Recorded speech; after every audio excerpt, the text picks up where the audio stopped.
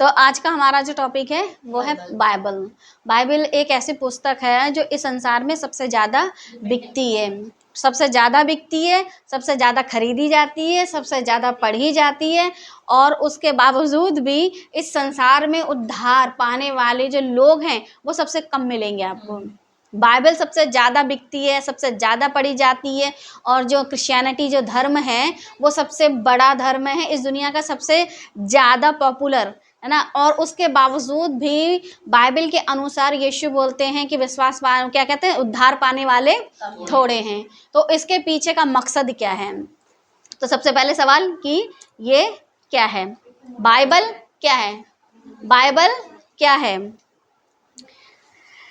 एक लड़की है जो कि प्रार्थना कर रही है बाइबल के साथ में। तो यह बाइबल जो है, लिखा है कि बाइबल आपके हाथों में क्यों दी गई है। ये जो बाइबल है आपको अगर दी गई है, क्योंकि बहुत सारे लोग बाइबल को खरीद रहे हैं, पढ़ रहे हैं, तो फिर सवाल होता है कि आपको ये बाइबल क्यों दी गई है, आपके हाथों में ये बाइबल क्यों दी गई है। मनुष्य को जो कि इस संसार में आया है आत्मिक बन के, आपको आत्मिक रीति से इस संसार में रहते हुए बाइबल के द्वारा आपकी आत्मा जो है उससे चार्ज होती है। जब मनुष्य की आत्मा इस संसार में रहते हुए बाइबल वचनों से चार्ज होती है तो मनुष्य पूरी रीति से आत्मिक होना चाहिए। जैसे मोबाइल में चार्जर लगाओ और उसकी बैटरी 100% दिखाती, मतलब बैटरी चार्ज हो गई है। और अगर आपके पास चार्जर है, आपका फ़ोन की बैटरी ठीक है, और अगर उसकी चार्जिंग हर बार लो लो लो दिखा रही है, तो गड़बड़ किस में है? आपके चार्जर में, या फिर वो बैटरी जो आप में लगी, यानी कि आपकी आत्मा अभी तक या तो जागृत नहीं हुई है, और जो कि परमेश्वर के वचन से आप पूरी रीति से चार्ज होकर के आत्मिक जीवन जीते हैं। क्योंकि बहुत सारे लोग बाइबल तो पढ़ते हैं इस संसार में रहते हुए और सोचते हैं कि हम वचनों से चार्ज हो रहे हैं, फिर भी इंसान के जीवन में पाप कहाँ से आ रहा है? क्योंकि जब बाइबल आप पढ़ोगे, आत्मिक बनते चले जाओगे, तो फिर आपके जीवन से पाप क्या हो जाएगा? धीरे धीरे। लेकिन पाप बढ़ता जा रहा है, बाइबल भी बढ़ती जा रही है, बिक्री के मामले में, पढ़ने के मामले में भी बाइबल बढ़ती जा रही है। जो बाइबल पढ़ने से मनुष्य को पापों की जो बीमारी है उससे आज़ादी मिलनी चाहिए, फिर भी पाप क्यों बढ़ते चले जा रहे हैं? इसके पीछे का कारण क्या है कि आपको इस संसार में रहते हुए आत्मिक बनना था, ठीक है, परमेश्वर के वचन से अपनी आत्मा को चार्ज करना था, लेकिन ऐसा नहीं हो रहा है। क्योंकि जब तक हम चार्ज सही से नहीं होंगे, हमारा कोई भी बंधन नहीं टूटेगा। अब समस्या क्या है? लोगों का बंधन क्या है? शैतान के बंधन टूट जाएं, इसके बंधन टूट जाएं, बीमारी के बंधन टूट जाएं, घर में कलेश के बंधन टूट जाएं। नहीं, आपकी जो सोच के बंधन हैं, आपकी सोच के जो बंधन है उनके टूटने की बात है। क्योंकि मनुष्य जब संसार में रहता है तो संसार में रहते हुए उसका बहुत सारा समय संसार के साथ, संसार के लोगों के साथ, संसार की शिक्षा के साथ और संसार के साथ बीतता है, ठीक है। और उस बीच आपको बहुत बातें सिखाई जाती हैं। सबसे पहले माँ सिखाती है, पिता सिखाते हैं, स्कूल वाले सिखाते हैं, उसके बाद आपको दुनिया समाज सिखाती है। और जब वो लोग आपको बहुत कुछ सिखाते हैं, उस बीच में जो मसीही जीवन वाले हैं या मसीही परिवार वाले हैं, उनको तो फिर भी थोड़ा थोड़ा ठीक मिल जाता है सीखने को। लेकिन जिनको नहीं सिखाया जाता है उनके जीवन में सबसे ज़्यादा प्रभाव संसार से पड़ता है। अब उनको संसार की बहुत सारी चीज़ें, बहुत सारे बंधन हैं, वो ये सोचते जब यीशु मसीह में आ जाएंगे तो मेरी बीमारी के बंधन चले जाएंगे, मेरी तकलीफ़ों के बंधन चले जाएंगे, मेरे घर में कलेश का बंधन चला जाएगा, मेरे घर में हर प्रकार की समस्या जो है उसका बंधन चला जाएगा, ठीक है। क्योंकि दिमाग यही कहता है, शरीर की बातों के, शरीर में जितनी भी तकलीफ़ें, शरीर में जो भी कुछ है उसके बंधन चले जाएंगे। लेकिन बात चल रही है जब परमेश्वर का वचन आपके जीवन में आता तो आपके आत्मिक बंधन टूटने चाहिए। आपके जीवन में जो दख्यानुसी बातें आई हुई हैं, कितने ऐसे ईसाई आज भी हैं जो ये कहते हैं कि चप्पल उल्टी करके मत रखो, फिर उनके बंधन टूटे क्यों नहीं हैं? क्योंकि आज भी वो दख्यानुसी बातों को लेकर के चल रहे हैं। और कितने ईसाई आज भी ऐसे हैं जो कि जा करके कब्र को पूजते हैं। ईसाइयों वाली कब्र को तो पूजते ही हैं, लेकिन मज़ारों वाली कब्रों को भी पूजते हैं। अगर आप ईसाई हो, बाइबल पढ़ रहे हो, तो फिर इस बंधन में कैसे हो? और रही बात की श्राप के बंधन, है। बहुत सारे लोग प्रार्थना करते हैं तुम पर जो श्राप है उसके बंधन टूट जाएंगे। अरे जिस दिन तुम यीशु मसीह को अपने जीवन में अपना लेते हो बंधन तो टूट ही जाते हैं। फिर स्पेशली पास्टर से प्रार्थना करा के श्राप के बंधन टूट जाए, इसके बंधन टूट जाए, उसके बंधन टूट जाए, वो पादरी भी ठीक है जो आपके लिए ऐसी दुआएं कर रहा है वो खुद बंधन में है, उसके खुद के बंधन नहीं टूटे हैं, तो फिर वो आपके कैसे टूटेगा। वो इस बात को नहीं मानता कि यीशु मसीह मेरी आत्मा को मजबूत कर रहे हैं तो मेरे बंधन तो ऑटोमेटिकली टूटते जाएंगे। जितना मैं संगति वचन प्रार्थना में बढ़ूंगा बंधन ऑटोमेटिकली टूटते जाएंगे। इसके लिए मुझे स्पेशली धुआंधार प्रार्थना करने की क्या ज़रूरत है। तो मनुष्य के बंधन जो कि उसकी बुद्धि को खोल देते हैं। सबसे ज़्यादा इंसान मारा जाता है पता किससे? अपनी खुद की सोच से। हम जब सोच में रख के बैठे हैं कि मैं बीमार हूँ, मैं तकलीफ़ में हूँ, मैं ऐसा हूँ, मैं वैसा हूँ, तो फिर इंसान को क्या है वही रहेगा। लेकिन जब आप वचन के अनुसार कि समस्याएं बड़ी नहीं हैं, समस्या हमारे जीवन में बड़ी नहीं हो सकती क्योंकि इस जीवन को देने वाला परमेश्वर बड़ा है। जब आप परमेश्वर को महत्व दोगे तो समस्याएं कम हो जाएंगी। अब जब समस्याओं को महत्व दोगे तो फिर परमेश्वर का साइज वो आपने अपने जीवन में क्या कर लिया? छोटा। तो फिर आप तो बंधन में हो। परमेश्वर का साइज अगर आपके जीवन में बड़ा है तो कोई भी बंधन, घर परिवार, दुनियादारी, रिश्तेदारी या फिर कोई भी बीमारी आपको कैद में नहीं रख सकती है। आप क्या हो जाओगे? इन सब से आज़ाद। ऐसा नहीं कि बीमारी नहीं रहेगी लेकिन उससे लड़ने की क्षमता आपको ज़्यादा मिल जाएगी। समस्याएं नहीं रहेंगी, उनसे लड़ने की क्षमता हो जाएगी। फिर जब कोई मनुष्य उनसे लड़ता है, किसी भी इंसान को आप पानी में फेंक दो, नदी में फेंक दो, फेंकने के बाद ठीक है अगर वो तैरना जानता है तो उस पानी में डूब जाएगा कि आसानी से निकल जाएगा? ठीक है। और उसी में एक ऐसे व्यक्ति को फेंक दो जिसे तैरना बिल्कुल भी नहीं आता, वो क्या करेगा? हाथ पैर मारेगा। ठीक है, हाथ पैर नहीं मारेगा, डूब जाएगा क्योंकि उसे यही यकीन है मुझे तैरना नहीं आता। लेकिन वहीं अगर कोई ऐसा हो कि मैं डूब के नहीं मरूंगा, अगर वो हाथ पैर छटपटाता रहे तो क्या वो तैर के निकलने नहीं पाएगा? कोशिश करे तो क्या कोशिश करने वाला नहीं निकल सकता है? लेकिन क्या है कि हम जैसा आप अपनी सोच को रखोगे, परमेश्वर का वचन बड़ा है, परमेश्वर बड़ा है, उसकी बातें बड़ी हैं, तो मेरे जीवन की समस्याएं बड़ी नहीं हो सकती हैं। मेरी सोच जो है वो छोटी। परमेश्वर कैसा है? असीमित। ठीक है, तो फिर जो परमेश्वर को मानते हैं, यीशु को मानते हैं, उनकी सोच कैसी होनी चाहिए? असीमित। अय्यूब के जीवन में देखो, बेटा बेटी सब मर गए लेकिन सोच कैसी थी? असीमित। कोई बात नहीं, जिसने दिया उसने लिया। माँ के पेट से नंगा आया था, कुछ लेके नहीं आया था, धन संपत्ति सब चली गई, बीबी ने भी कहा मर जा।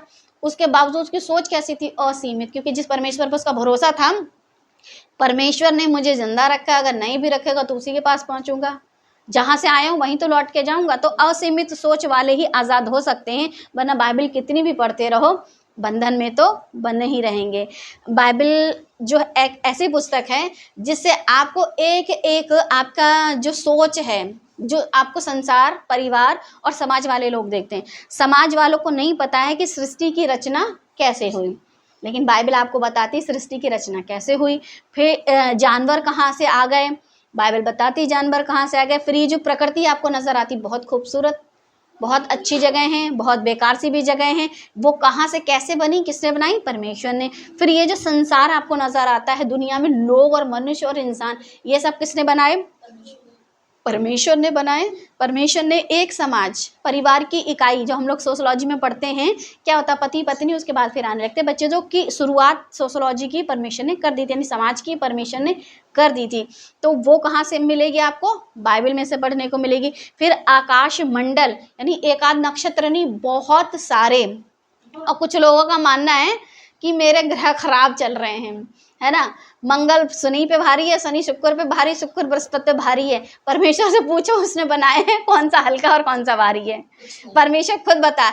उनके हिलने डुलने से, उनके आगे पीछे होने से आपके जीवन की बीमारियां, तकलीफें, परेशानियां, लोग बैठ जाते हैं, क्या कहते हैं, हम आपके भविष्य बताने वाले हैं, आपका मंगल भारी है, आपका बुध भारी। अरे जिस परमेश्वर ने आकाश मंडल, वास्तुशास्त्र पृथ्वी का होता है और ये इस वो होते हैं आपका आपका ग्रह नक्षत्र वाले, जो पृथ्वी से हिलेगा और पृथ्वी नाश हो जाएगी। हाँ कुछ नहीं होगा। परमेश्वर ने कहा है कि अब ये सिर्फ आग से नाश होगी, और हमारे पास पक्का प्रूफ है। बाकी हमें दुनिया की बकवास सुननी ही नहीं है। तो आकाश मंडल परमेश्वर का बनाया, मानव परमेश्वर का बनाया हुआ। मानव ने पाप किया और मनुष्य, मौत कहाँ से आई? वो पाप के जरिए आई। हमें पता मौत कहाँ से आई, क्योंकि पाप आया तो मृत्यु को लाया। ठीक है। स्वर्ग दूत, बहुत से लोग कहते हैं मुझे ये दूत दिखा दिया, देव दूत दिखा दिया, ऐसा दूत दिखा दिया, वैसा दूत दिखा दिया। हमें पता है कि ये दूत कहाँ से आए, किसने बनाए, किसके बनाए हुए हैं, किसकी रचना? शैतान। ठीक है। लोग कहते हैं भूत प्रेत पिशाच, हमें पता है कि वो सब कहाँ से आए और किसने बनाए। कैसे पता? हम किसको पढ़ते हैं? बाइबल क्या है? एक ऐसी पुस्तक है जो हमको हर एक चीज का ज्ञान देती है। स्वर्गदूतों का भी ज्ञान हमें मिलता है, तो शैतान का भी ज्ञान हमें मिलता है, मानव का ज्ञान मिलता है, उत्पत्ति का ज्ञान मिलता है, आकाश मंडल का ज्ञान मिलता है, प्रकृति और संसार का ज्ञान मिलता है। तो हमारे पास जब इतना सारा ज्ञान है, फिर दुष्ट आत्मा जो लोगों को बहुत सताता है, किसी के टांग में दर्द कर देता है तो काले धागे बांध लेते हैं, किसी के सर में दर्द कर देता है तो गले में धागे, हाथ में धागे, इधर धागे उधर धागे, और इससे पढ़ा के लिया उससे पढ़ा के लिया, तरह तरह की चीज़ें। लेकिन ये जो दुष्ट आत्मा है, इसके विषय का ज्ञान हमें है, और हमें मालूम है कैसे भागती है।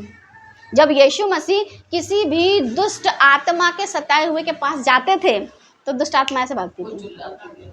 तो जिस दिन आप आत्मिक हो जाओगे और भरोसा ऐसा कि मैं दुष्ट आत्मा के पास जाऊंगा, वो मुझसे भागेगी। लेकिन आजकल के ज़माने में क्या चल रहा है? अरे पास्टर साहब दुआ कर दो कि दुष्ट आत्मा मेरे घर में ना आए, पास्टर साहब ऐसी दुआ करना कि दुष्ट आत्मा मेरे घर में ना घुसे, पास्टर साहब ऐसी दुआ कर दो कि मेरे बच्चों को परेशान ना करे। अरे तुम ऐसे बन जाओ कि दुष्ट आत्मा कहे अरे बाप रे ये आ रहा है, भागो निकल के। यही तो होना चाहिए। तो जैसी भी दुष्ट आत्मा हो इस संसार की, कैसी वाली भी, वो कैसे जाती है? मसीहा के नाम से। यीशु मसीह के वचन के अनुसार जब आप सर से लेके पैर तक आत्मिक हो जाओगे तो वो आपसे डर के भागेगी, वो आपके नज़दीक नहीं आएगी। आप कहोगे कि हाँ भाई चलो हम चल रहे हैं, देखें कहाँ कौन सी दुष्ट आत्मा है। दुष्ट आत्मा जिसके अंदर होगी कहेगी मुझे तुझसे क्या काम। यीशु मसीह से ऐसे तो कहते थे मुझे तुझसे क्या काम। तो दुष्ट आत्माएं भी डरती हैं, लेकिन उनसे जो परमेश्वर को अपने जीवन में आगे रखते हैं, क्योंकि वो डरती किससे? परमेश्वर से। अब हमारे जीवन में आगे यीशु है तो फिर दुष्ट आत्मा की हिम्मत है। फिर और लिखा हुआ है कि हमको उसमें परमेश्वर के वचन से क्या मिलता है? परमेश्वर के व्यक्तित्व। परमेश्वर का व्यक्तित्व, परमेश्वर के व्यक्तित्व कितने हैं? 3। पिता, पुत्र, पवित्र आत्मा। बहुतों का मानना एक है कि हमारा ईश्वर कितने हैं? एक। और बहुतों का मानना है कि हमारे ईश्वर कितने हैं? अनेक। ठीक है। लेकिन हम क्या जानते हैं? व्यक्तित्व 3 हैं लेकिन परमेश्वर एक है। हमको ये चीज पता चलती है। और वो भी कैसे? पिता, पुत्र, पवित्र आत्मा। जैसे कि मनुष्य के अंदर है देह, प्राण, आत्मा। हम 3 हैं फिर एक दिखते हैं। तो हमारा परमेश्वर 3 होकर के एक कैसे नहीं दिख सकता? या तो तुम अपने अंदर से देह निकाल के फेंक दो, या प्राण निकाल के फेंक दो, या आत्मा निकाल के फेंक दो। किसी एक के बिना आप जैसे जीवित नहीं हो, वैसे ही हम पिता, पुत्र और पवित्र आत्मा के बिना जीवित नहीं रह सकते हैं। और परमेश्वर जो है त्रिएक परमेश्वर, उसके बारे में यानी कि उसके व्यक्तित्व के बारे में, उसकी योजनाओं का वर्णन, परमेश्वर की योजनाओं का वर्णन कि परमेश्वर मनुष्य के विषय में क्या योजना रखे बैठा है। परमेश्वर कहता है तुम्हारे लिए मैं हानि की नहीं लाभ की, है ना, क्या करता हूँ? कल्पना करता हूँ। हानि की तो मैं बात ही नहीं करता हूँ। तो मनुष्य के लाभ की बात कौन करता है? परमेश्वर। और मनुष्य की हानि की बात कौन करता है? शैतान। तो जो मेरी हानि की बात करता है वो तो जब हम इस संसार में पैदा होते हैं, उसके बाद हम 2 साल, 3 साल, 4 साल, 5 साल, 10 साल के होते हैं तो हमारे ब्लड में पाई जाती है, क्योंकि हम आदम और हव्वा की संतान हैं। बाकी हमारे माता पिता, हमारे रिश्तेदार, हमारा स्कूल और हमारा समाज हमको सब सिखा देता है। तो दुष्ट आत्मा के विषय में जानकारी हमको ऑटोमेटिकली मिल जाती है। और कुछ कुछ उसकी हरकतें हमारे शरीर में भी पाई जाती हैं, जैसे कि झूठ बोलना, है ना। झूठ बोलना शुरू से बच्चों को आता है। गलती करने के बाद मम्मी मैंने नहीं किया। किसने किया? मम्मा मैंने नहीं किया। किसने किया? भैया ने किया। किसने किया? दीदी ने किया। यही तो चलता है। तो ये झूठ बोलने वाली आत्मा हमारे अंदर कहाँ से पाई जाती है? हमारे ब्लड में पाई जाती है। तो दुष्ट आत्मा की शिक्षा लेने की इतनी ज़्यादा ज़रूरत नहीं, क्योंकि वो चीज़ें हमारे अंदर ऑटोमेटिकली हैं। लेकिन परमेश्वर का ज्ञान, परमेश्वर की योजना, परमेश्वर का व्यक्तित्व, परमेश्वर हमारे विषय में क्या सोचते हैं, उन्होंने हमारे लिए कहाँ कौन सी जगह रखी है, ये सारी बातें हमें कहाँ से सीखने को मिलती हैं? बाइबल से सीखने को मिलती हैं। और इसी बाइबल को हम जल्दी पढ़ते नहीं हैं, इसी बाइबल के विषय में हम ज़्यादा बात करते नहीं हैं। और अगर पढ़ते भी हैं तो भजन संहिता की जो एक ऐसी पुस्तक है कि उसको पकड़े रहते हैं, उसके अलावा और किताबों को नहीं पढ़ते हैं। और भजन संहिता की एक ऐसी पुस्तक है कि आप उसको कितना ही पढ़ लो, उसमें लिखा है कि आकाश तेरा सिंहासन नहीं, आकाश मंडल तेरी हस्तकला का वर्णन कर रहा है ना। आकाश मंडल तेरी हस्तकला का वर्णन कर रहा है, लेकिन वर्णन कहाँ कर रहा है, कौन सी किताब में कर रहा है? वर्णन तो कर रहा है, ठीक है, वो आपको उत्पत्ति में मिलेगा। और कुछ लोगों का कहना है कि पुराना नियम मत पढ़ो, सिर्फ नया नियम पढ़ो। अब आप नया नियम पढ़ते रहोगे तो पुराना नियम नहीं पढ़ो। और कुछ लोगों का ये भी मानना है कि चर्च के ईसाइयों को आप उतना ही शिक्षित करो जितना जरूरी हो, इससे ज़्यादा आपको उनको शिक्षित करने की ज़रूरत नहीं है। जब जीवित परमेश्वर ने कोई भी चीज़ छुपा के नहीं रखी तो तुम उनके बाप हो, हैं? जीवित परमेश्वर के बाप बन गए कि परमेश्वर की योजना, परमेश्वर के नियम, परमेश्वर की विधियां छोटी पड़ गई, और तुम जो संस्था के अपने आप को ज्ञाता समझ रहे हो, तुम्हारे नियम बड़े हो गए। नियम किसके बड़े होने चाहिए? जीवित परमेश्वर के।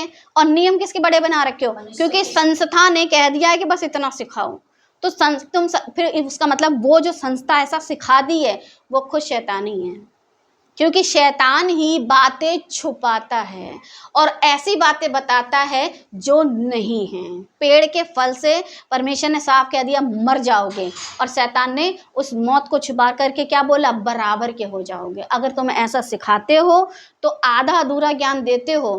कोई भी स्कूल में बच्चों को जब शिक्षा दी जाती है, ठीक है, प्राइमरी से सेकेंडरी और सेकेंडरी से जूनियर और जूनियर से लेके कॉलेज तक, क्या जिस भी क्लास में बच्चे जाते हैं उसको उस किताब की पूरी शिक्षा दी जाती है कि आधी किताब पढ़ाते हैं? नहीं, सारे सब्जेक्ट पढ़ाए जाते हैं। सब्जेक्ट भी पढ़ाए जाते हैं। नहीं, मेरा कहने का मतलब है हिंदी की किताब अगर 20 पेज की है तो सिर्फ 10 ही पेज पढ़ा के छोड़ दिए जाते हैं, पूरे है ना। ए से लेके जेड तक पढ़ाते हैं कि ए से लेकर एम तक शुरू कर दे, बाकी छोड़ो। नहीं, ऐसा नहीं। पूरा पढ़ाते हैं ना, ए टू जेड, का से ज्ञ, अ से अह, जो भी कुछ है वो सब पढ़ाया जाता है टोटली। लेकिन जब बात आती है बाइबल की, जो कि सबसे ज़्यादा बिकती है, फिर वहाँ पर गड़बड़ क्यों? वहाँ पर कहते थोड़ा ही जबकि मसीही लोग सबसे ज़्यादा स्कूल खोले बैठे हैं, ठीक है, स्कूली शिक्षा का ज्ञान उन्हें सबसे ज़्यादा है, उसके बावजूद भी बाइबल का ज्ञान पूरा क्यों नहीं देते हैं?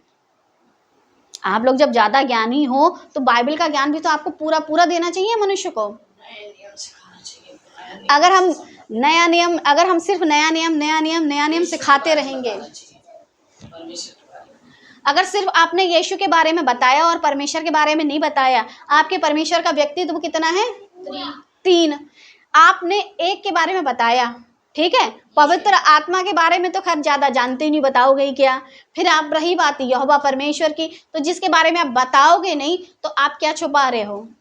एक ईश्वर, एक व्यक्तित्व को, परमेश्वर के व्यक्तित्व को मनुष्य से छुपा रहे हो, तो पंगा किससे ले रहे हो? परमेश्वर को। वो उसने खुद को प्रकट करा है, तो आपको क्या दिक्कत आ रही है कि आप उसके विषय का ज्ञान, इसका मतलब है आपके पास खुद ज्ञान नहीं है। समस्या ये नहीं है कि आप छुपा रहे हो, समस्या ये है कि आपको खुद भी कुछ पता नहीं है। हो कुछ पता तभी तो बताओगे। जो लोग ऐसी बातें करते हैं ना कि हमको सिर्फ यीशु के बारे में बताना है, तो फिर यीशु इस संसार में जब आए थे उससे पहले कितने वर्ष गुजर चुके थे, है ना? पूरी 1 सदी, यानी कि 6000 साल, ठीक है, 6000 सालों की जो हिस्ट्री है, ठीक, अगर आप मनुष्य को नहीं बताओगे कि कौन व्यक्ति किस तरीके से पाप में पड़ा और कैसी कैसी समस्याओं में गया और कैसे कैसे परमेश्वर के प्रेम में गया और कैसे कैसे वो परमेश्वर के प्रेम से अलग हुआ, अगर नहीं बताओगे तो फिर मनुष्य को क्या पता? मैंने तो चींटी नहीं मारी, मैंने पाप कहाँ से किया? ज़्यादातर इंसान ये बोलता है हम तो शुद्ध शाकाहारी हैं, ठीक है, हम चींटी नहीं मारते, हम कभी किसी को गाली नहीं देते, हम बहुत मतलब हम ऐसे संत हैं कि मनुष्य के पैर छू करके नमस्ते बुलाता है, और हमारे हम इतने कायदे से रहते हैं।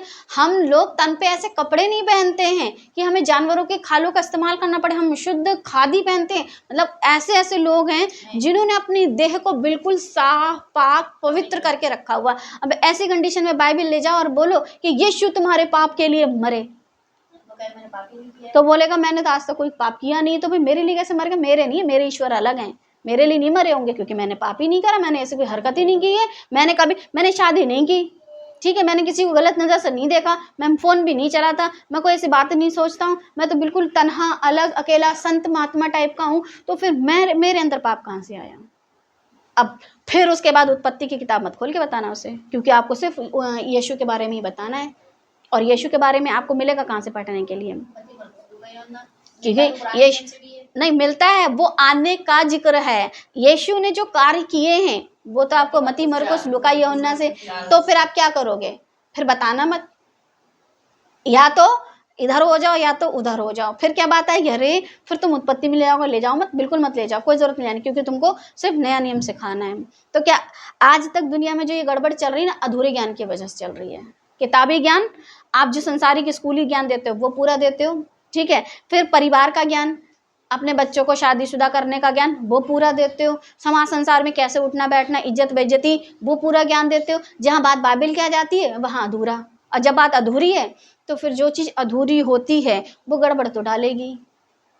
अगर कोई आजकल बहुत चल रहा है कि ये इंजीनियर जरूर यूट्यूब से देख देख के सीखा है, क्योंकि कहीं ना कहीं कुछ ना कुछ आपको मिस्टेक मिलती है। तो हमको जो बाइबल दी गई है उसका जो ज्ञान है उससे बढ़कर आपको कहीं ज्ञान नहीं मिलेगा।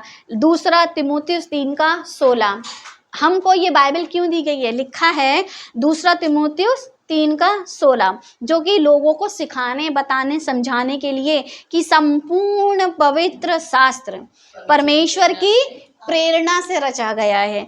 अब दूसरा तीमुथियुस 3:16 संपूर्ण पवित्र शास्त्र परमेश्वर की प्रेरणा से रचा गया है। तो जो परमेश्वर की प्रेरणा है, ठीक है, वो क्या है? मनुष्य को सारी बातें पता चलें, और साथ ही साथ वो हमको क्या क्या सीख देती है। लिखा है और उपदेश, मनुष्य को उपदेश देने के लिए और समझाने के लिए, ठीक है, और सुधारने के लिए अगर वो बिगड़ैल है, और बिगड़ैल तो पूरी दुनिया है, क्योंकि हर एक मनुष्य ने पाप किया है, और धार्मिकता की शिक्षा देने के लिए।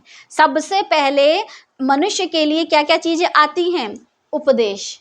आप लोगों को क्या देंगे? उपदेश, यानी कि उनको सिखाना बताना समझाना, फिर समझाने कि ये पाप है, गलती है, गुनाह है, इनको छोड़ दो। सुधारने, अब इन गुनाहों पापों को दोबारा मत करना, इससे कहते हैं सुधार। धार्मिकता की शिक्षा सबसे लास्ट में आती है, लेकिन हमारे यहाँ सीढ़ियाँ उल्टी चलती हैं।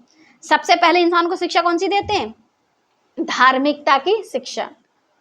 ना तो उसको बताते हैं, सिखाते हैं, समझाते हैं, लेकिन हाँ धार्मिकता की शिक्षा सबसे पहले देते थे। धर्मी बना दो, अरे पहले उसको बता तो दो कि तुम कौन हो, क्या हो, कैसे हो, कहाँ से आए हो, क्या रचना थी, और तुम्हारा पुरखे, और तुम कहाँ के थे, कैसे थे, क्या थे। वरना बंदर को बाप बनाए बैठे हुए हैं, इसीलिए बनाए बैठे, क्योंकि शुरू से अगर ज्ञान सही दिए होते तो फिर बंदर बाप नहीं होता, तो इंसान बाप होता, जिसका नाम है आदम और हव्वा, ठीक है, वही तो हमारे मूल पुरुष हैं। तो इन सब कामों के लिए क्या है? लाभदायक। एक चीज के लिए लाभदायक है, ये जो 4 टॉपिक है इन सब के लिए, चारों के लिए, सिर्फ धार्मिकता की शिक्षा के लिए लाभदायक नहीं है, बल्कि उपदेश देने के लिए, समझाने के लिए, सुधारने के लिए, तब जाकर धार्मिकता की शिक्षा देने के लिए। और अगर ये सब चीज़ें नहीं हैं तो परमेश्वर की आत्मा की प्रेरणा से रचा गया ये जो परमेश्वर का जो वचन है, आपके हाथों में होने से भी कोई फायदा नहीं है। इस वजह से उद्धार पाए वाले लोग थोड़े हैं। लिखा है ताकि, अब इसका निचोड़ क्या है? ताकि धर्मी जन, है ना, ताकि परमेश्वर का जन कैसा बन जाए? सिद्ध, यानी धर्मी बन जाए, सिद्ध बने, और हर एक भले काम के लिए तत्पर हो जाए। तत्पर मतलब अच्छे कामों के लिए आप जागरूक हो, तैयार हो, तेजी दिखाओ। इस संसार में लोग मर्डर करने के लिए, चोरी करने के लिए, चकारी करने के लिए क्या कर रहे हैं? तैयारी। तत्पर हो रहे हैं, तेज हो रहे हैं। रीजन क्या है? आप परमेश्वर का वचन जो समझाने, सुधारने, शिक्षा देने के लिए है। पिक्चरों में जब पहले एक ज़माने में कभी मूवी देखा करते थे, उसमें जितने विलेन मिलते थे सब ईसाई मिलते थे। पीटर, जॉन, डिसूजा, आहूजा, जो भी है वो सब जितने मिलते थे। क्यों? सारे ड्रग्स स्मगलिंग करने वाले और लड़कियों का धंधा करने वाले और जो भी थे वो सब कैसे होते थे? सब लड़कियां जूली, सूजी, मैरी ये सब मिला करती थी हैं। पिक्चरों में यही लेते थे ताकि कलम में वो जो गलत गलत सब ईसाई जितने भी थे, गलत काम करने वाले वो सब ईसाई। हाँ, जितना गलत करते थे वो सब ईसाई मिलते थे। रीजन क्या था? तुम तो पाप की छुटकारा का प्रचार करने वाले हो। जब तुमको इस तरीके की जब बातें चलती तब कभी कोई ऑब्जेक्शन नहीं उठाता। हाँ, लेकिन अगर खरी शिक्षा को लेकर के लोगों को आप सिखाओ तो ऑब्जेक्शन उठाने वाले 50 मिल जाएंगे। जहाँ आपको ऑब्जेक्शन उठाना चाहिए था कि भाई हम ही क्यों, हमारे यहाँ ही क्यों, क्या हम तो अच्छी शिक्षा देते हैं, तो आप लोगों को हमारे ऊपर ऐसे पिक्चर्स नहीं बनानी चाहिए, तो कोई कुछ नहीं बोलता था। मन में आती थी कि ये पिक्चर बनाने वाले ये ईसाइयों को भी क्यों डालते हैं गलत काम? वो इसलिए डालते हैं क्योंकि हिंदुस्तान की पिक्चर थी, वो बॉलीवुड है, टॉलीवुड नहीं है, हॉलीवुड नहीं है, सॉरी, है ना। हिंदुस्तान में हिंदू और भी लोग हैं, उनकी लड़कियां धंधा क्यों नहीं करती, उनके आदमी क्यों नहीं? करता हर कोई है, लेकिन ईसाइयों का पता क्या है? आपस में बनती नहीं है। बाइबल सबसे ज्यादा बिकने के बावजूद भी मसीहत आपके सबसे ज्यादा कमजोर क्यों है? इसलिए कमजोर है क्योंकि लोग कहते हैं अरे ईसाई है, जल्दी पट जाएगी। यही तो सोच है। जैसे ही आप कहीं स्कूल में या कहीं भी कॉलेज में या फिर कहीं पर भी जॉब करने जाओ, किसी भी प्राइवेट सेक्टर में या गवर्नमेंट में, और उसे पता चल जाए आपके ऊपर ईसाई का टैग लगा हुआ, फिर तो वहाँ के आदमी और लड़कों की पता क्या सोच होती है? अरे 1 मिनट में पटा लूंगा, 1 मिनट पटा लूंगा, ज़्यादा टाइम नहीं लगेगा उसको पटाने के लिए। तो ऐसी सोच कैसे है? क्योंकि आपने ऐसी सोच बना रखी है। क्योंकि आपके पास जब परमेश्वर का वचन आता है तो एक परिवार के पास आया, एक पीढ़ी जाती है, दूसरी पीढ़ी, तीसरी पीढ़ी, फिर वो बन जाते कट्टर ईसाई, है ना। फिर उसके बाद धीरे धीरे सोच तो बढ़ती नहीं है, कपड़े थोड़े होते जाते शरीर पर, ठीक है। बच्चे इतने मॉडल हो जाते हैं कि वो अपने आप को एंग्लो इंडियन समझने लगते हैं, जबकि ऐसा है परमेश्वर का जो वचन था, यीशु मसीह जो थे वो यरूशलेम में, यहूदिया के बैतलहम में, मिडिल ईस्ट है ना, उसका क्या कहते हैं उसको, सेंटर, इस पूरी पृथ्वी का सेंटर अमेरिका नहीं है। लेकिन ईसाइयों को लोग क्या कहते हैं? इंग्लो इंडियन, इंग्लैंड के रहने वाले असली ईसाई होते हैं। और हाँ, जो यरूशलेम में मसीहा मरा, मुर्दों से जिंदा हुआ, और जबकि वहाँ पर के जो लोग थे पहली बार मसीही कहलाए। प्रेरितों के काम का आप जब पढ़ोगे तो उसमें आपको मिल जाएगा पढ़ने के लिए, अंताकिया में। तो वहाँ से मसीहत नहीं फैली है लोगों के जीवन में, इंग्लैंड से फैली है। अब समस्या क्या है? समस्या यह है कि आपकी जो सोच है वो ही गड़बड़ है। रीज़न क्या है? क्योंकि जो ज्ञान परमेश्वर का था वो तो आपने लोगों को बताया नहीं, इसलिए उनको इंग्लो इंडियन दिखाई देता है। ये नहीं दिखाई देता यरूशलेम से यीशु मसीह और वहाँ से उनका प्रचार शुरू हुआ है। तो लिखा है कि अगर आपको बाइबल का सही ज्ञान नहीं है तो आप सिर्फ क्या बनोगे? ईसाई बनोगे। अगर आपके पास बाइबल का सही ज्ञान नहीं है तो आप क्या बन जाओगे? सिर्फ एक ईसाई। और ईसाई बन करके जब रहोगे तो परमेश्वर के उद्धार से वंचित हो जाओगे। और जब परमेश्वर के उद्धार से वंचित हो जाओगे तो सिर्फ अपनी धार्मिकता को तो अपनाओगे, लेकिन धर्मी परमेश्वर के अनुसार जीवन व्यतीत नहीं करोगे। याकूब 2:19। अगर ऐसा लोग करते हैं तो वो हैं किसके समान? याकूब 2:19 बताता, तुझे विश्वास है कि एक ही परमेश्वर है। ऐसा हम लोग मानते हैं कि हमारा जो परमेश्वर है वो एक है, ठीक है। तू अच्छा करता है, ठीक है, तू अच्छा करता है। दुष्ट आत्मा भी विश्वास रखते और थरथराते हैं, उन्हें भी पता है एक ही ईश्वर है, एक ही परमेश्वर है। और इस वजह से, क्योंकि जो दुष्ट आत्माएं विश्वास रखते हैं, वो जो दुष्ट बने हैं वो परमेश्वर के स्वर्ग लोक से फेंके गए हैं। और उन्हें पता था कि हम सबका बनाने वाला जो बैठा है सिंहासन पर, जिसने हमें नीचे फेंक दिया, सिर्फ वही परमेश्वर है, क्योंकि उसी ही ने सब कुछ बनाया है। वो दुष्ट आत्माएं क्या रखती हैं? विश्वास। हम मसीहत में दो तरीके का फिर विश्वास चलता है। इसका मतलब दुष्ट आत्माएं विश्वास रखती हैं, तो फिर विश्वास कितने प्रकार का हो गया? 2 प्रकार का।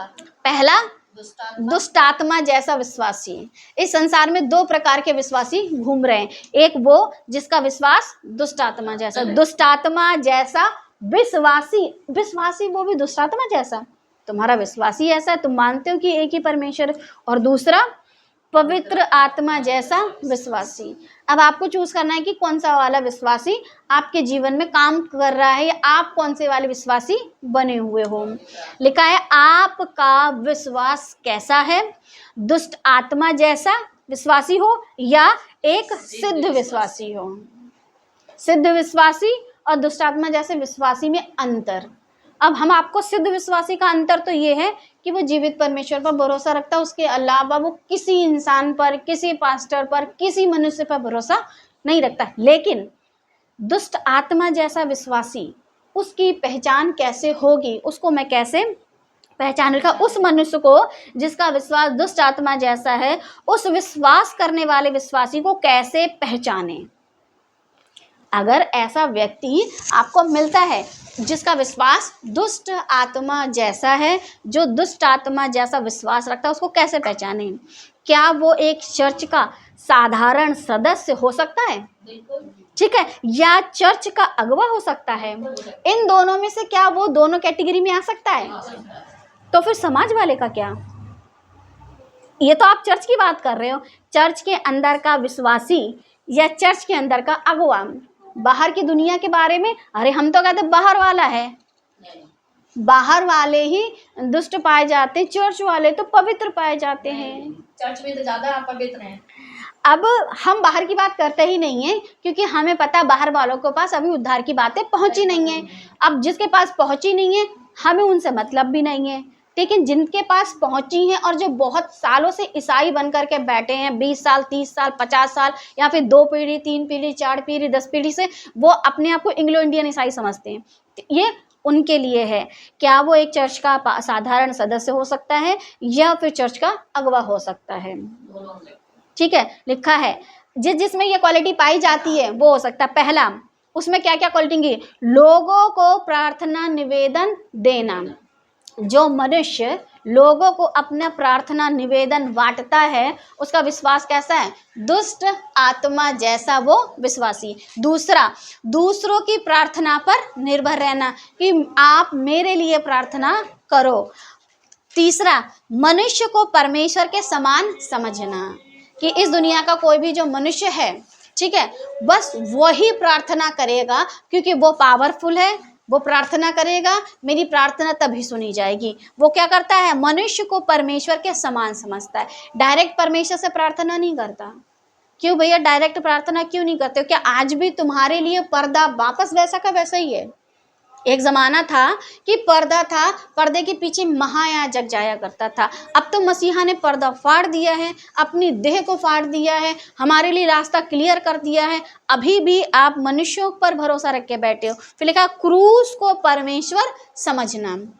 ये तो बहुत बड़ी कंडीशन है कि जहाँ कहीं चर्च या कहीं क्रूस लगी देखी, तुरंत वहाँ पे अगरबत्ती लगाते हैं, मत्थे टेकते हैं, मन्नतें मांगते हैं। जैसे ही आपको ऐसे करते हुए लोग दिखाई दें, समझ लेना उसका विश्वास कैसा है। मूर्ति, उसका विश्वास कैसा है? दुष्ट आत्मा जैसा। इसका विश्वास यीशु पर तो है, लेकिन इसके अंदर दुष्ट आत्मा जैसा विश्वास कार्य कर रहा है। और हाथ की बनाई हुई मूर्ति को परमेश्वर समझना, फिर चाहे वो मरियम की मूर्ति हो, चाहे यीशु की मूर्ति हो, चाहे रोजरी हो, चाहे क्रूस हो, चाहे और किसी भी प्रकार का धार्मिक जो ईसाइयों में चलता है, कुछ भी, जैसे ही वही सब चीज़ें करते दिखाई दें, आप समझ जाना इसका विश्वास दुष्ट आत्मा जैसा है। फिर गड़बड़ वाली भाषा का इस्तेमाल करना, जितने बड़बड़ और गड़बड़ यानी रबा रबा और सवा सवा इस टाइप की भाषा का इस्तेमाल करते हुए मिल जाते हैं, तो सोच लेना कि वो परमेश्वर का नहीं है, मतलब आत्मिक नहीं है। उसके अंदर कौन से वाली स्पिरिट काम कर रही है? दुष्ट आत्मा जैसी व्यवस्था की रीति रिवाजों को मानना, जो आपको दशवंश की शिक्षा, ठीक है, देता है। अगर दशवंश की शिक्षा देता है तो फिर खतना हो रखा है आपके बच्चों का, ये भी पूछना पड़ेगा। अगर दशवंश की शिक्षा मेरे लिए है तो फिर खतना भी होना चाहिए हमारे घर के पुरुषों का, क्यों नहीं कराते हो, ठीक। और उसके बाद सवात का दिन, यानी कि सप्ताह का जो दिन होता है, जिसे कहते हैं शनिवार या इतवार, ठीक है, उस दिन को बहुत जरूरी, सप्ताह के पहले दिन चर्च नहीं आओगे तो तुम पर श्राप आएगा, चर्च नहीं आओगे तो ये होगा, चर्च नहीं आएगा तो ये क्या चीज़ है, व्यवस्था की रीति रिवाजों को मानना। अगर कोई ऐसा सिखा रहा है और ऐसी शिक्षा लेकर के कोई अपने जीवन में चल रहा है, उसे देख करके आपको एक चीज़ तो समझ में आई जाएगी, दुष्ट आत्मा जैसा विश्वास रखने वाला विश्वासी, परमेश्वर पर विश्वास रखने वाला इन सब चीजों को नहीं मानेगा।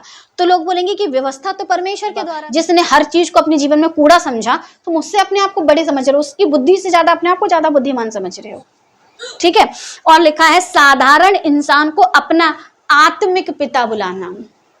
जैसे ही कोई कहते ये मेरे स्पिरिचुअल फादर हैं, स्पिरिचुअल मदर हैं, तो सोच लेना उसका विश्वास आज भी दुष्ट आत्मा जैसा है। क्योंकि दुष्ट आत्मा ये तो विश्वास करती है कि परमेश्वर एक है, लेकिन उस परमेश्वर पर पूरी रीति से भरोसा नहीं रखती है। उसका भरोसा किस पर है, जैसे लूसीफर और उसकी एक सेना, भरोसा ये है कि यहोवा परमेश्वर है, लेकिन फिर भी किसके पीछे चलती रहती है, शैतान के पीछे, शैतान की आज्ञाओं को मानती है और ये मानती कि यहोवा परमेश्वर है। और अगर ऐसी शिक्षा कोई भी आपको सिखा रहा है या फिर किसी के अंदर ऐसी शिक्षा पाई जा रही है, तो सोच लेना उसका विश्वास कैसा है, दुष्ट आत्मा के जैसा। फिर है वह व्यक्ति दूसरों पर क्या होता है, आश्रित, दूसरों पर आप कर दीजिए, आप कर दीजिए, आप कर दीजिए प्रार्थना, ठीक है, आप मेरे घर पर आ जाइए, अपने कदमों को रख दीजिए, आप हम अपने हाथों से कुछ तेल पड़ के दे दीजिए, आप अपने हाथों से कुछ पानी दे दीजिए, आप अपने देह का शॉल दे दीजिए, आप अपनी तस्वीर दे दीजिए। मतलब बहुत कुछ है जो पादरी अपने शरीर में पहन के रखते हैं। और फिर वो यरूशलेम का पानी और यरूशलेम की शॉल और यरूशलेम का ये और यरूशलेम का वो, मतलब ये क्या हो रहे हैं, दूसरों पर आश्रित, निर्भर नहीं, आश्रित है, इतना कि सिर्फ तुम ही हो। तो फिर परमेश्वर यीशु मसीह कौन है, अगर तुम दूसरों पर क्या हो रहे हो, आश्रित हो रहे हो। लिखा है उनके पास्टर भी उनको आत्मनिर्भर नहीं बनाते। अब समस्या और गड़बड़ किसमें है, उनके सेवकों में भी है और उनके लोगों में भी है। क्योंकि उन्हीं के तो पादरी बोलते हैं तुम पास्टर डैनियल राज का वीडियो, तो इससे पता चल जाता है कि उस पादरी के अंदर, जो पादरी इस बात को अनाउंसमेंट कर दे कि पास्टर डैनियल राज का वीडियो नहीं देखनी है, तो सोच लेना उसका विश्वास दुष्ट आत्मा जैसा विश्वासी है। और इसी वजह से वो नहीं चाहता कि ये लोग सच्चाई को जाने, और सत्य को तुम जानोगे तो सत्य तुम्हें क्या करेगा, स्वतंत्र कर देगा। और ये लोग नहीं चाहते कि ये लोग स्वतंत्र हो जाएं। देखा, दुष्ट आत्मा विश्वास करती है, ठीक है, एक ही परमेश्वर है, लेकिन परमेश्वर के राज्य को मनुष्यों में प्रचार नहीं करती। परमेश्वर का राज्य मनुष्यों में हो ऐसा प्रचार नहीं करती। दुष्ट आत्मा ग्रस्त व्यक्ति कभी भी परमेश्वर के राज्य की सही शिक्षा नहीं देती। आपको बहुत मोटे मोटे उदाहरण देकर के समझा रही हूँ, बहुत आसानी से समझ जाओगे कि इस मनुष्य का विश्वास कैसा है, क्योंकि वो परमेश्वर के राज्य की सही शिक्षा नहीं देता है। और जो सही शिक्षा नहीं देता है, फिर जो लोग उससे शिक्षित होते हैं, तो फिर क्या है, अंधा गुरु और अंधा चेला, फिर नरक में हो जाएगी ठेलम ठेला, इसके अलावा और कुछ नहीं होगा। लिखा है ऐसे लोग पूरी जिंदगी सिर्फ चर्च के मेंबर बने रहेंगे, इसके अलावा वो परमेश्वर यीशु मसीह के चेले नहीं बनेंगे। अगर चेले बनते तो यीशु ने अपने चेलों से कहा, जाओ जाके सारे जगत में लोगों को सुसमाचार का प्रचार करो और उन्हें जो बातें मैंने तुम्हें सिखाई है मानना सिखाओ और उन्हें चेला बनाओ। लेकिन यहाँ पर वो लोग क्या बन के रह जाएंगे, चर्च के मेंबर। आप बहुत मोटी सी चीज है, जब कोई बोले मैं इस चर्च का मेंबर हूं और उससे पूछे यीशु के चेले हो, तो वो गड़बड़ हो जाएगी। अरे हाँ यीशु के चेले, तो फिर ठीक है, तो फिर जो बातें आपने यीशु से सीखी जरा कुछ एक आध हमें सिखाओ। ज्यादा नहीं, ये बता दो यूहन्ना 3:15 में लिखा है क्या है? यूहन्ना 3:16 तो छोड़ो, वो तो पता ही दोगे तुम। यूहन्ना 3:15 में क्या लिखा है? नहीं बताएंगे। तभी गड़बड़ हो जाएगी, क्योंकि यूहन्ना 3:16 तो चर्च वालों ने रट्टा दिया है, ठीक है। लेकिन यूहन्ना 3:15 नहीं रटाया है। भजन संहिता 23 बता देंगे, लेकिन भजन संहिता अध्याय 1 उसको सही से बताओ। नहीं बताएंगे। तो भजन संहिता 1 कुछ लोग बता भी सकते हैं, बता देंगे, क्योंकि भजन संहिता के चाहने वाले बहुत लोग हैं। लेकिन उत्पत्ति का पहला अध्याय उसकी कुछ बातें बता दो, तो वो बता नहीं, सही से नहीं बता पाएंगे, और जैसे तैसे बता भी देंगे। अच्छा, पहले दिन क्या बना कि, दूसरे दिन क्या बना कि, तीसरे दिन क्या बना, फिर आते आते कहानी, क्योंकि संडे स्कूल में बहुत अच्छे से जबकि सिखाया जाता है, यही चीज़ बेसिक चीज़ सिखाई जाती है, लेकिन फिर भी नहीं बता पाएंगे। तो जब आप कुछ बता ही नहीं पाओगे तो फिर चेले कैसे हो? चेलों को तो परमेश्वर के वचन की सारी नॉलेज थी, जबकि चेलों के विषय में कहा गया ये अनपढ़ साधारण है। लेकिन उनकी पत्रियां पढ़ो, आपको वो उदाहरण कहाँ से देते हैं? पतरस उदाहरण देता है किसका है? नूह का उदाहरण देता है। और सबसे ज़्यादा उदाहरण अगर किसी ने दिए हैं उसका नाम है पौलुस, ठीक है। वो वचन का बहुत अच्छा ज्ञाता था, क्योंकि गमलीएल के पैरों के पास सीखता था, उसके पास बहुत उदाहरण थे। लेकिन पतरस, याकूब, यूहन्ना, क्या ये बाइबल से बाहर जाकर उदाहरण देते थे? मसीहा के ज्यादातर देते थे। ये सब के सब मसीहा के वो लोग जिसे कहते हैं दाऊद, मूसा, अब्राहम, ठीक है, इन सब के विषय की बातें बताते रहते थे। और हम और आप अगर सही शिक्षा पा रहे हैं तो हम चर्च के पूरी जिंदगी मेंबर नहीं रहेंगे, बल्कि क्या बन जाएंगे? परमेश्वर के चेले। जो लोग चर्च के मेंबर होते हैं उन्हें लगता है पवित्र आत्मा मेरे पीछे पीछे चलेगा वचन को लेकर के, और मैं आगे आगे। और परमेश्वर का वचन जो है, क्योंकि मैं तेरे आगे आप चलूंगी, सोचते परमेश्वर हमारा नौकर हमारे पीछे पीछे चलेगा। और ये कंडीशन है कि बाइबल पढ़ो मत पढ़ो, पवित्र आत्मा, क्योंकि हर समय क्या हमको रहना है? परमेश्वर की नहीं, परमेश्वर हमें क्या करता है? तैयार रखता है कि तुमको कब कहाँ बोलना। पवित्र आत्मा तुम्हें आप ही सिखा देगा। परमेश्वर का पवित्र आत्मा आपको तभी तो सिखाएगा कि पहले घर बैठ करके कुछ तो पढ़ लो। फिर ऐसे लोग पता कैसे होते हैं? उनके बच्चे निकम्मे नालायक होते हैं, स्कूल की पढ़ाई बिल्कुल नहीं करते हैं, फिर भी वो पास्टर के पास जाकर के बोलते हैं पास्टर जी मेरे बच्चे के लिए प्रार्थना कर दो ताकि वो पास हो जाए। अब वही पास्टर पहले ये पूछे, आपका बच्चा इस घर में अच्छे से पढ़ाई करता है? आपके बच्चे पर आप ध्यान देते हो पढ़ाई के लिए? नहीं, ये बातें तो नहीं पूछेंगे, लेकिन पता क्या बोलेंगे? हम आपके लिए प्रार्थना करेंगे, आपका बच्चा पास हो जाएगा। अरे पहले ये तो पता चल जाए बच्चा पढ़ाई में कैसा, निकम्मा नालायक तो नहीं है ना? वैसे ही बाइबल पढ़ो या मत पढ़ो, पवित्र आत्मा आपके पीछे पीछे बाइबल को लेकर के चल रहा है, और उसके बाद आप कैसे बन जाओगे? ताकतवर, पावरफुल, आपके अंदर परमेश्वर की आग आ जाएगी। क्यों? क्योंकि आप चर्च के क्या बन गए हो? मेंबर। चर्च के मेंबर बनते ही परमेश्वर की ताकत आपके पास आ जाएगी। ऐसा व्यक्ति कैसा है? हाथ में बिबलिया यानी बाइबल है, लेकिन आंखों पे क्या है? पट्टी बंधी है। खुद भी अंधा है, यीशु के हिसाब से अंधा यदि अंधे को रास्ता दिखाए तो ठीक है। और दूसरा क्या बन जाती है? आपके हाथ में बाइबल आती है, क्या रखा है? डॉक्टर का आला, क्योंकि यीशु मसीह आपकी बीमारियों को चंगा करते हैं। अब अंधा व्यक्ति ऐसा ही प्रचार करेगा कि यीशु आपकी सारी शरीर की बीमारियां, तकलीफें, परेशानियां दूर कर देंगे। दुष्ट आत्मा जैसा विश्वासी होगा, आंखों पे पट्टी बांधी होगी, पवित्र आत्मा तुमसे आगे आगे चलेगा, तो तुम लोगों को सिखाओगे भी कैसे? यीशु आपका डॉक्टर है, क्योंकि तभी तो बाइबल क्या है ना तो खुद समझ रहे हैं, क्योंकि लोगों को सिखा क्या रहे हैं कि बाइबल क्या है? आपका डॉक्टर। बाइबल आपके पास हो गई तो फिर तो आपकी आंखों पट्टी है, फिर तो कुछ समस्या, परेशानी, बीमारी, तकलीफें हमारे पास आओ चली जाएंगी। लेकिन परमेश्वर का वचन कैसा है? आपकी आत्मा को क्या बना देता है? इसे ये डंबल होता है, हाँ, आपकी आत्मा को मजबूत करने वाला है परमेश्वर का वचन, ना कि आपकी शरीर की जो डॉक्टरी की बीमारी है ना, वो तो ऑटोमेटिकली चली जाएंगी, धीरे धीरे जाएंगी, और जो लाइलाज बीमारी है वो डॉक्टर से इलाज कराने पर ही जाएगी।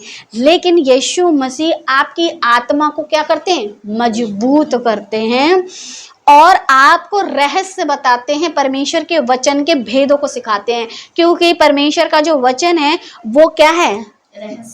मोहर बंद की हुई पुस्तक है। और ये जो पुस्तक है इस पे मोहरें लगी हुई हैं, मोहर बंद पुस्तक। अब मोहर बंद पुस्तक है, उसमें बहुत ताकत है। वो आपको तभी समझ में आएगी जब आपका विश्वास दूसरे जैसा, कैसा होना चाहिए, पवित्र आत्मा जैसा विश्वासी। वो किसी से प्रार्थना नहीं कराता, किसी के पास प्रार्थना निवेदन नहीं देता, किसी से तेल पानी की उम्मीद नहीं लगाता, क्योंकि उसके खुद के घर में तेल और पानी दोनों रहता है।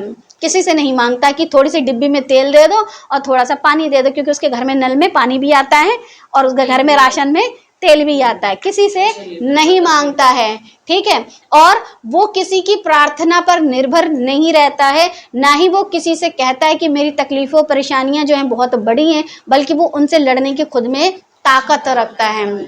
वो कभी भी किसी मनुष्य पर आश्रित नहीं होता है और परमेश्वर के वचनों की भेद की बातें उसके पास होती हैं। वो लोगों को सिखाने के लिए तत्पर रहता है, ना कि हर समय ये कि अरे पास्टर साहब हैं वो सब कर देंगे। वो खुद में इतना एक्टिव होता है कि परमेश्वर का दास अगर उस जगह पर ना भी हो तो भी वो 2-4 को दिन भर में, 1-8 को दिन भर में क्या कर देता है, परमेश्वर के वचन से सिखा देता है, समझा देता है।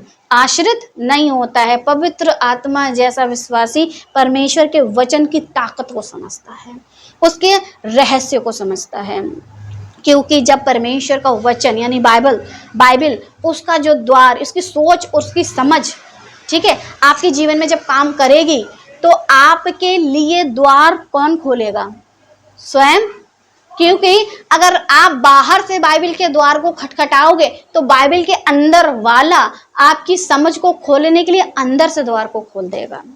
और जब आप परमेश्वर के वचन को सही ढंग से समझ जाओगे तो मसीह यीशु जो कि आप खुद वचन हैं, आपको क्या करेंगे, शिक्षा देंगे। वो आपको मना करेंगे लोगों पर आश्रित होने के लिए। कोई भी इस संसार की विधि, नियम, कायदा, कानून या फिर जिसे कहते हैं पवित्रता के नियम, परमेश्वर यीशु मसीह से बढ़कर नहीं है। उन्होंने जो हमको दिया है कि हमको अपना चाल चलन सीधा रखना है, सिर्फ चाल चलन हमारा साफ सुथरा होना चाहिए। लिखा है कि यूहन्ना 5:24, मैं तुमसे सच सच कहता हूं कि जो मेरा वचन सुनकर मेरे भेजने वाले पर विश्वास करता है। यहाँ पर लिखा है मेरा वचन सुनकर मेरे भेजने वाले पर विश्वास करता, अनंत जीवन उसका है। अगर आप एक अच्छे और सही विश्वासी हैं तो अनंत जीवन आपका है और लोगों को भी आप सिर्फ अनंत जीवन की ही शिक्षा देंगे, फालतू की बकवास नहीं सुनाएंगे। जो मनुष्य आपको अनंत जीवन की शिक्षा नहीं देता है, लिखा, और उस पर दंड की आज्ञा नहीं होती है। दंड देने वाला भी परमेश्वर, अनंत जीवन देने वाला भी परमेश्वर। अगर मारने वाला ही आपको बचाए तो किसी और की हिम्मत है कि आपको मार डाले, ठीक है। लेकिन बचाने वाला ही आपको मारने पर उतर आए तो किसी की हिम्मत आपको बचा पाए। तो फिर जिस परमेश्वर ने पाप के लिए मृत्यु ठहराई थी वो खुद आकर के पाप के लिए मौत बन गया और आपको अनंत जीवन की जिंदगी दे गया। सिर्फ किस पे आश्रित रहना है, उस पर। ऐसे ही जीवित परमेश्वर पर आश्रित रहना। लिखा है कि उस पर दंड की आज्ञा नहीं होती, परंतु वह मृत्यु से पार होकर जीवन में प्रवेश कर चुका। और जो मनुष्य जीवन में प्रवेश कर चुका है उसके लिए किसी भी प्रकार की प्रार्थना करवाना या तेल पानी करवाना या बड़बड़ सड़बड़ की भाषा यानी कोई भी गड़बड़ी उसके जीवन में नहीं होती है। वो व्यक्ति पता कहाँ पहुंच जाएगा, क्योंकि यीशु उसको अनंत जीवन के रास्ते पर लेकर के चलते हैं। जीवन में प्रवेश कर चुका है जो यीशु की सही शिक्षा को सही ढंग से मानते हैं, यानी अनंत जीवन की बातों को मानते हैं। दुष्ट आत्मा कभी अनंत जीवन का प्रचार नहीं करेगी और दुष्ट आत्मा से ग्रसित ऐसे सेवक भी अनंत जीवन का प्रचार नहीं करेंगे। प्रकाशित वाक्य 7:17, क्योंकि मेमना जो सिंहासन के बीच में है उसकी रखवाली करेगा और उन्हें जीवन रूपी जल के सोतों के पास ले जाया करेगा और परमेश्वर उनकी आंखों से सब आंसू पोंछ डालेगा। जो परमेश्वर हमारे सब आंसू पोंछ डालेगा, लेकिन कब पोंछ डालेगा, कहाँ मिलेंगे ऐसा परमेश्वर, अनंत जीवन के रास्ते पर, वो भी वहां। लेकिन इस पृथ्वी पर हमको जो आंसू, तकलीफ, बीमारी, समस्या है उससे लड़ने की क्या मिलेगी, ताकत। ना कि वो समस्याएं, परेशानियां, बीमारियां हमारे जीवन से हमेशा के लिए चली जाएंगी। तो वो आज चली जाएंगे, कल फिर आ जाएंगे, क्योंकि जब तक शरीर में है, संसार में है, मनुष्य और उसकी समस्याएं दोनों साथ साथ चलती रहती हैं, खत्म नहीं होंगी। लेकिन जो परमेश्वर है वो हमको क्या करेगा, हमारे सब आंसू पोंछ डालेगा।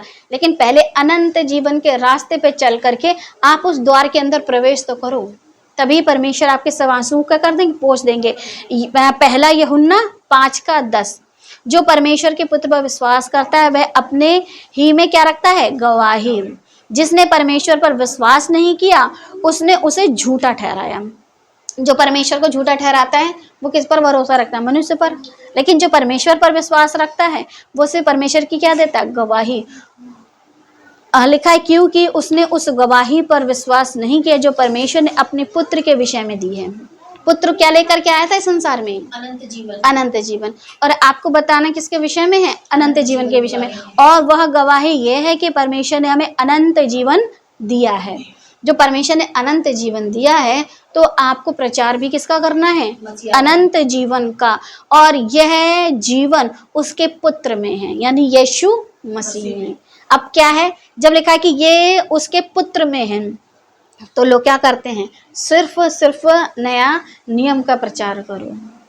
अरे तो ले अनंत जीवन का प्रचार करना है, लेकिन अनंत जीवन का प्रचार क्या पुराने नियम में नहीं हुआ है कि मन फिराओ मन फिराओ मन फिराओ, ए भटकने वाली इज़राइल मन फिरा। क्या परमेश्वर उन लोगों से मन फिराने की बात नहीं करते थे?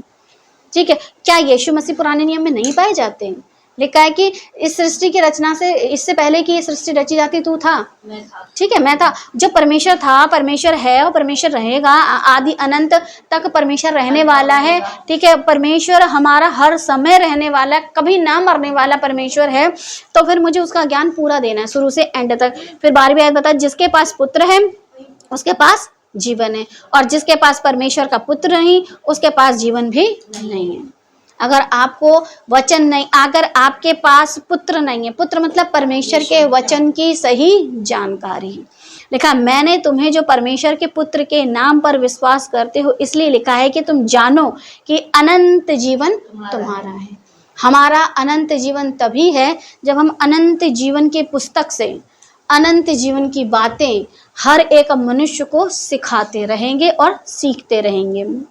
प्रकाशित वाक्य 20:15, और जिस किसी का नाम जीवन की पुस्तक में लिखा हुआ ना मिला वह आग की झील में डाला गया।